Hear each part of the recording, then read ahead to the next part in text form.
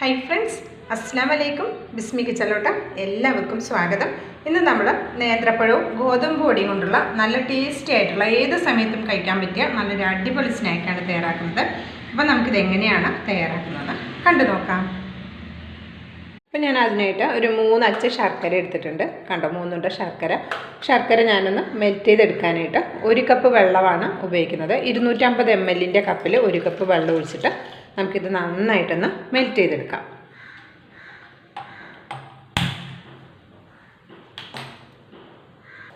അപ്പോൾ ശർക്കര ഇവിടെ മെൽറ്റായി വരാനായിട്ട് ഞാൻ അപ്പുറത്തെ അടുപ്പിലേക്ക് നീക്കി വെച്ചിട്ടുണ്ട്. പിന്നെ ഈ അടുപ്പിലേക്ക് ഞാൻ ഇതേപോലെ ഒരു പാത്രം വെച്ച് കൊടുത്തിട്ടുണ്ട്. ഇതിലേക്ക് നമുക്ക് നെയ്യ് ചേർത്ത് കൊടുക്കാം.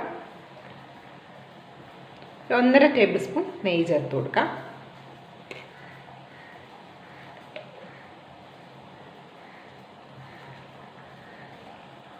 നെയ്യൊക്കെ മെൽറ്റായി വരുന്നുണ്ട്. ആ സമയത്ത് നമുക്കിതിലേക്ക് കുറച്ച് കിസ്മിസ് ചേർത്ത് കൊടുക്കാം. അപ്പോൾ ഇതിന് കറക്റ്റ് അളവൊന്നുമില്ല. നമ്മുടെ കയ്യിൽ എത്രയാണുള്ളത് അതിനനുസരിച്ച് നമുക്ക് ചേർത്ത് കൊടുക്കാം കേട്ടോ. ഞാനിപ്പോൾ ഒരു 2.5 ടേബിൾ സ്പൂണോളം എടുത്തിട്ടുണ്ട്. ഇതിലേക്ക് നിങ്ങൾക്ക് നട്ട്സൊക്കെ വേണമെന്നുണ്ടെങ്കിൽ അതും ചേർത്ത് കൊടുക്കാം. അപ്പോൾ ഞാൻ നട്ട്സൊന്നും ചേർക്കുന്നില്ല. നമുക്കൊന്ന് വറുത്തെടുക്കാം. അപ്പോൾ നോക്കാം, മുന്തിരിയൊക്കെ ഫ്രൈ ആയി വന്നിട്ടുണ്ട്. ഞാൻ ലോ ഫ്ലെയിമിലേക്ക് മാറ്റിയിട്ടുണ്ട്. ഇനി ഇത് നമുക്കൊരു പാത്രത്തിലേക്ക് കോരി മാറ്റാം.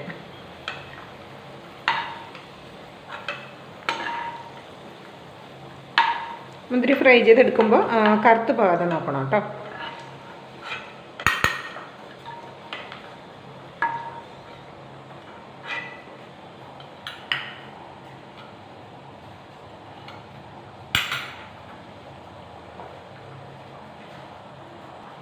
ഇനി അതേ പാനിലേക്കും അതേ നെയ്യിലേക്കും ഞാൻ 1/2 കപ്പ് ഗോതമ്പ് പൊടി എടുത്തിട്ടുണ്ട്. അത് നമുക്കിതിലേക്ക് ഇട്ട് കൊടുക്കാം. ഫ്ലെയിം ഈ ഗോതമ്പ് പൊടി ചേർക്കുന്ന സമയത്ത് ഒരിക്കലും കൂട്ടി വയ്ക്കരുത്. ലോ ഫ്ലെയിമിൽ തന്നെ ഇട്ടിട്ട് ഇതൊരു 2-3 മിനിറ്റ് ഒന്ന് നന്നായിട്ട് ഈ ഗോതമ്പ് പൊടിയുടെ ആ ഒരു പച്ച സ്മെല്ലുണ്ടല്ലോ, റോ സ്മെല്ല് പോകാൻ വേണ്ടിയിട്ട്, അതിൻ്റെ ഒരു ടേസ്റ്റും ഉണ്ടാവും, പച്ച ടേസ്റ്റ്, അത് പോകാൻ വേണ്ടി നമുക്കൊന്ന് വറുത്തെടുക്കാം. വറുത്തെടുക്കുമ്പോൾ ലോ ഫ്ലെയിമിൽ തന്നെ ഇട്ട് വറുത്തെടുക്കാനും ശ്രദ്ധിക്കണേ. നമ്മളിത് ഹൈ ഫ്ലെയിമിലിട്ടിട്ട് ഇങ്ങനെ ഒന്ന് വറുത്തെടുക്കുന്ന സമയത്ത് പെട്ടെന്ന് ഇതിൻ്റെ കളർ മാറിയും വരും, ഒരു പുകച്ചൂരിയും വരും. അപ്പോൾ ആ പുകച്ചൂര് വരുമ്പോൾ നമ്മുടെ ആ സ്നാക്കിന് ആ ഒരു പുകയുടെ ടേസ്റ്റ് ഉണ്ടാവും. അത് വരാതിരിക്കാനാണ് ലോ ഫ്ലെയിമിലിട്ടിട്ട് ഇത് വറുത്തെടുക്കാൻ പറയുന്നത്. അപ്പോൾ അതേ നന്നായിട്ടൊന്ന് വറുത്തെടുത്തിട്ടുണ്ട്. ഒരു 2.5 മിനിറ്റോളം ഞാനിത് ലോ ഫ്ലെയിമിലിട്ടാണ് വറുത്തെടുത്തിട്ടുള്ളത്. ഇത്രയും മതി. ഗോതമ്പ് പൊടി ആ മൂക്കുന്നതിൻ്റെ ഒരു ചെറിയ മണമൊക്കെ വരുന്നുണ്ട്. ഇത്ര മതി. ഇനി നമുക്ക് ഫ്ലെയിം ഓഫാക്കിയേക്കാം. ഫ്ലെയിം ഓഫാക്കിയിട്ടുണ്ട്. ഇത് ഇനി ഇവിടെ ഇരിക്കട്ടെ. അപ്പോൾ ആ സമയം കൊണ്ട് തന്നെ നമ്മുടെ ശർക്കരയും നന്നായിട്ട് മെൽറ്റായി വന്നിട്ടുണ്ട്. അപ്പോൾ ഇനി നമുക്ക് ഫ്ലെയിം ഓഫാക്കിയേക്കാം. ഇത് നമുക്കിവിടെ മാറ്റി വയ്ക്കാം. അപ്പോൾ ഞാൻ ഇതേപോലെ 2 നേന്ത്രപ്പഴം എടുത്തിട്ടുണ്ട്. അത്യാവശ്യം നല്ല പഴുത്ത നേന്ത്രപ്പഴമാണ് കുറച്ചുകൂടി നല്ല ടേസ്റ്റ് ഉണ്ടാവുക. പിന്നെ അതേപോലെ നമ്മൾ നല്ലോണം പഴുത്തിട്ട് തോലൊക്കെ കറുത്ത് കഴിഞ്ഞാൽ നമ്മുടെ കുട്ടികൾ കഴിക്കുന്നുണ്ടാവില്ല അല്ലേ. അപ്പോൾ അങ്ങനെയുള്ള പഴങ്ങളൊക്കെ നമുക്ക് ഇതേപോലെ ഒരു സ്നാക്ക് ഉണ്ടാക്കാൻ വേണ്ടി ഉപയോഗിക്കാവുന്നതാണ്. അപ്പോൾ ഇതേപോലെ ഞാൻ തോലൊക്കെ കറുത്ത് പഴുത്ത പഴമാണ് ഞാൻ ഇതിന് വേണ്ടിയിട്ട് യൂസ് ചെയ്യുന്നത്. അപ്പോൾ അങ്ങനത്തെ പഴങ്ങളൊന്നും ഇനി വലിച്ചെറിയൊന്നും വേണ്ട കേട്ടോ. നമ്മൾ സാധാരണ ആരും കാണാതെയൊക്കെ പതുക്കെ വലിച്ചെറിയാൻ ശ്രമിക്കലാണ് പതിവ്. പക്ഷേ ഇനി അതൊന്നും വേണ്ട. ഇനി നമുക്ക് നല്ല വെറൈറ്റി ആയിട്ടുള്ള സ്നാക്കുകൾ കുട്ടികൾക്ക് നല്ല ഹെൽത്തി ആയിട്ട് തയ്യാറാക്കി കൊടുക്കാൻ പറ്റും. അപ്പോൾ ഞാൻ മിക്സിയുടെ ഒരു ജാർ എടുത്തിട്ടുണ്ട്. ഇതിലേക്ക് നമുക്ക് നമ്മൾ ഈ തോല് കളഞ്ഞ 2 നേന്ത്രപ്പഴവും ഇട്ട് കൊടുക്കാം.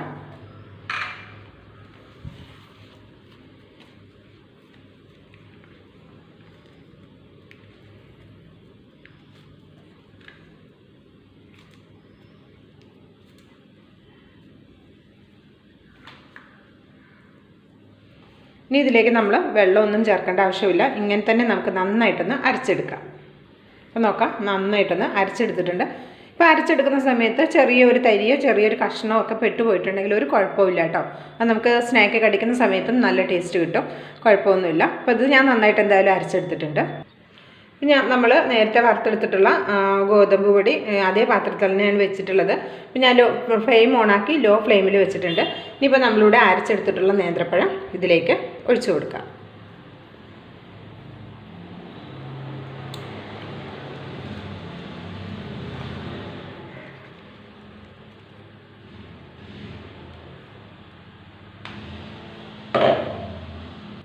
ലോ ഫ്ലെയിമിലാണ് വെച്ചിട്ടുള്ളത്. ഇനി നമുക്കിത് ഗോതമ്പ് പൊടിയും ഈ നേന്ത്രപ്പഴവും കൂടി നന്നായിട്ട് മിക്സ് ചെയ്തെടുക്കാം. ഗോതമ്പ് പൊടി കട്ടയൊന്നും കെട്ടാതെ നന്നായിട്ട് മിക്സ് ചെയ്തെടുക്കണം കേട്ടോ.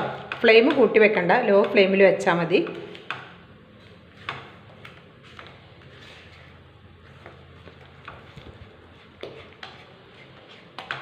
ഇതേപോലെ ഒരു സ്പാച്ചില ഉണ്ടെങ്കിൽ സുഖമാണ്. നമ്മൾ കൈകൊണ്ട് മിക്സ് ചെയ്യുന്ന അതേ ഒരു പവർ കിട്ടും, അതേ ഒരു എഫക്റ്റാണ് നമ്മൾ ഈ സ്പാച്ചില കൊണ്ട് മിക്സ് ചെയ്യുന്ന സമയത്ത്. കട്ടകളൊക്കെ പെട്ടെന്ന് ഉടഞ്ഞ് കിട്ടും. അല്ലെങ്കിൽ നമ്മൾ സാധാരണ ഒരു മരത്തവിയില്ലേ, അതായാലും മതിയാകും.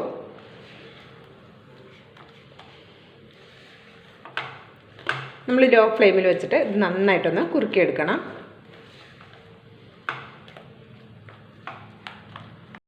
അപ്പോൾ നോക്കാം, ലോ ഫ്ലെയിമിൽ വെച്ചിട്ട് ഒരു 2 മിനിറ്റ് നമ്മൾ ഇതേപോലെ ഇളക്കിയപ്പോൾ തന്നെ നന്നായിട്ട് ഇതേപോലെ കട്ടയായി വന്നിട്ടുണ്ട്. കണ്ടോ, പാനിൽ നിന്ന് വിട്ട് വരുന്ന ആ ഒരു പരുവെത്തിയിട്ടുണ്ട്. അപ്പോൾ നമുക്കിതിലേക്ക് ശർക്കരപ്പാനി നമ്മൾ റെഡിയാക്കി വെച്ചിട്ടുള്ളത് ഒഴിച്ചു കൊടുക്കാം. അപ്പോൾ ഒന്നായിട്ട് ആദ്യം തന്നെ ഒഴിക്കേണ്ട, കുറച്ച് ഒഴിച്ചിട്ട് മിക്സ് ചെയ്തെടുക്കാം. ആദ്യം ഒരു പകുതി ഒഴിച്ചു കൊടുക്കാം, അതിനുശേഷം വീണ്ടും വേണമെങ്കിൽ ഒഴിച്ചു കൊടുക്കാം. ലോ ഫ്ലെയിമിൽ തന്നെയാണ് വെച്ചിട്ടുള്ളത്, ഹൈ ഫ്ലെയിമിൽ വെച്ച് മിക്സ് ചെയ്യരുത്. ലോ ഫ്ലെയിമിൽ തന്നെ വെച്ചിട്ട് നമുക്കിത് മിക്സ് ചെയ്തെടുക്കാം.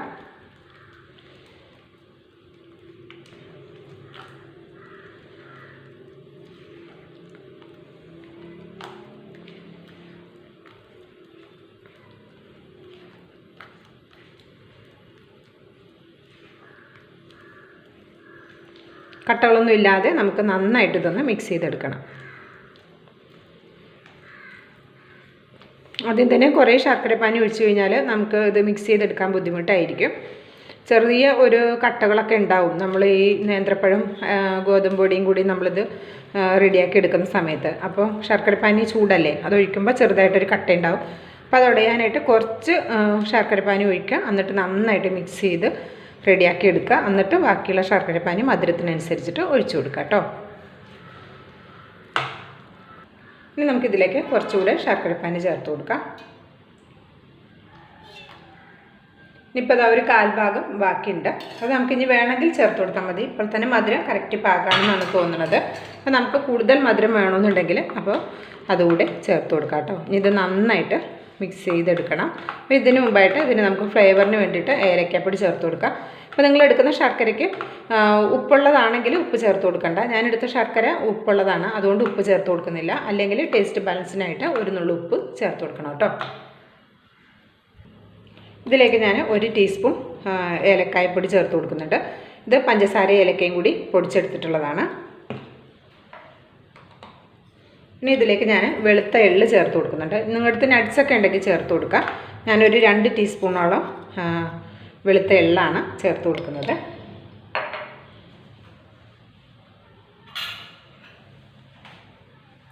ഈ സമയത്ത് നമ്മളിവിടെ ഫ്രൈ ചെയ്ത് വെച്ചിട്ടുള്ള കിസ്മിസ് കൂടെ ചേർത്ത് കൊടുക്കാം.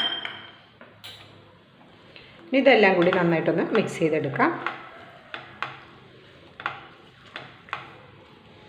ഈ ഏലക്കപ്പൊടിയൊക്കെ ചേർത്തപ്പോൾ തന്നെ നല്ല അടിപൊളി മണം വരുന്നുണ്ട്. നിങ്ങൾക്ക് ഇതിലേക്ക് തേങ്ങ വേണമെങ്കിൽ തേങ്ങയും ചേർത്ത് കൊടുക്കാം കേട്ടോ.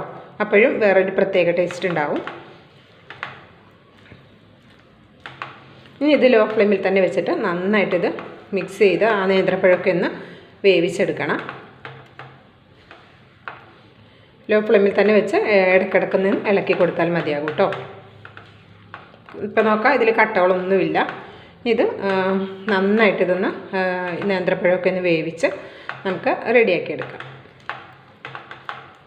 ഇപ്പോൾ നോക്കാം, ഒരു 10 മിനിറ്റോളം ലോ ഫ്ലെയിമിൽ വെച്ചിട്ട് ഇങ്ങനെ മിക്സ് ചെയ്തെടുത്ത സമയത്ത് ഇങ്ങനെ നല്ല കട്ടയായിട്ട് പാനിൽ നിന്നൊക്കെ ഉരുണ്ട് വരുന്ന രീതിയിൽ വന്നിട്ടുണ്ട്.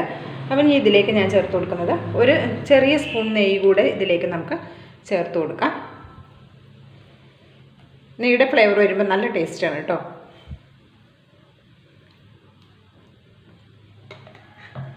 ഇതിലേക്കൊരു 1/4 ടീസ്പൂൺ ചെറിയ ജീരകം, നല്ല ജീരകം കൂടി ചേർത്ത് കൊടുക്കാം. ഇത് ഓപ്ഷണലാണ്, ഇതിൻ്റെ ടേസ്റ്റ് ഇഷ്ടമാണെങ്കിൽ മാത്രം ചേർത്ത് കൊടുത്താൽ മതി കേട്ടോ. ഇനി നന്നായിട്ട് എല്ലാം കൂടി ഒന്ന് മിക്സ് ചെയ്തെടുക്കാം. ജീരകത്തിൻ്റെ പൊടി ഉണ്ടെങ്കിൽ അത് ആദ്യം തന്നെ ചേർത്ത് കൊടുത്താലും മതി. ഇവിടെ ഇപ്പോൾ ജീരകം ഒന്ന് കടിക്കാൻ കിട്ടുന്നത് എല്ലാവർക്കും ഇഷ്ടമാണ്. അപ്പോൾ അതുകൊണ്ടാണ് ഞാനിപ്പോൾ ഈ അവസാനം ജീരകം ചേർത്ത് കൊടുത്തത്. കണ്ടോ, നല്ല തിക്കായി നല്ല പാനിൽ നിന്നൊക്കെ വിട്ട് ഉരുണ്ട് വന്നിട്ടുണ്ട്. ഇത് നമുക്ക് ഏതൊരു ഷേപ്പിൽ വേണമെങ്കിലും റെഡിയാക്കി എടുക്കാം കേട്ടോ. ഇപ്പോൾ ചേർത്ത ജീരകവും നെയ്യും എല്ലായിടത്തും ആകത്തക്ക രീതിയിൽ ഒന്ന് മിക്സ് ചെയ്ത് കൊടുത്താൽ മതി. ഇതിങ്ങനെ ഇരിക്കുന്തോറും നല്ല ഡ്രൈ ആയി വരും. ഗോതമ്പൊടി ചേർത്തത് കൊണ്ടാണത്.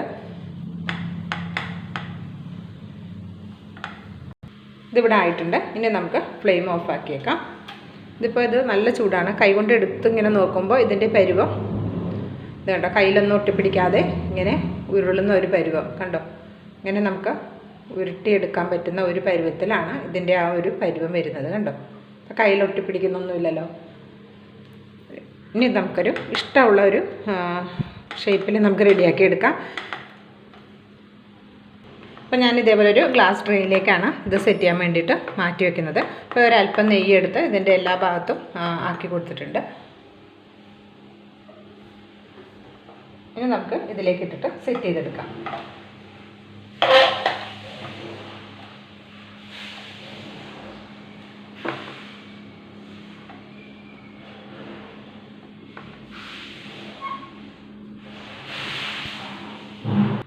അപ്പോൾ ഇത് മുഴുവനായിട്ട് ഇട്ട് കൊടുത്തിട്ടുണ്ട്. ഇനി നമുക്കിത് നന്നായിട്ട് ഈ സ്പാച്ചിലയോ അല്ലെങ്കിൽ ഒരു സ്പൂണോ കൊണ്ട് നന്നായിട്ടിത് പ്രസ് ചെയ്ത് അമർത്തി നമുക്കിത് നന്നായിട്ടിത് ഷേപ്പ് ചെയ്തെടുക്കാം. ഇത് ഏത് സമയത്തും കഴിക്കാം കേട്ടോ. കുട്ടികൾക്കൊക്കെ ഒരുപാട് ഇഷ്ടമാകും. നല്ല ടേസ്റ്റിയാണ്. അപ്പോൾ നിങ്ങൾ ഇതൊരു പ്രാവശ്യമെങ്കിലും ട്രൈ ചെയ്ത് നോക്കുകൊണ്ടു. ട്രൈ ചെയ്ത് നോക്കിയിട്ട് അഭിപ്രായം അറിയിക്കാൻ മറക്കരുത് കേട്ടോ. അപ്പോൾ ഇതേപോലെ ഒന്ന് റെഡിയാക്കി സെറ്റാക്കി എടുത്തിട്ടുണ്ട്. ഇനി ഇതൊന്ന് ചൂടാറട്ടെ. അപ്പോൾ നമ്മളിത് സെറ്റ് ചെയ്യാൻ വെച്ചിട്ട് ഒരു അരമണിക്കൂറായിട്ടുണ്ട്. ചെറിയൊരു ചൂടൊക്കെ ഉണ്ട് കേട്ടോ. അപ്പോൾ ഇത് ഞാൻ തണുത്ത് വരണമെങ്കിൽ 1-1.5 മണിക്കൂറൊക്കെ ആകും. അപ്പോൾ ഞാനിത് ഇപ്പോൾ തന്നെ പാത്രത്തിൽ നിന്ന് എടുക്കുക കണ്ടോ. പെട്ടെന്ന് തന്നെ നമുക്ക് വിട്ടിട്ടിട്ടുണ്ട്.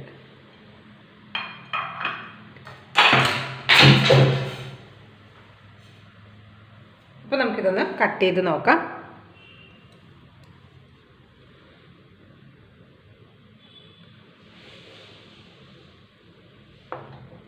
സിമ്പിളായിട്ട് നമുക്ക് കട്ട് ചെയ്തെടുക്കാം.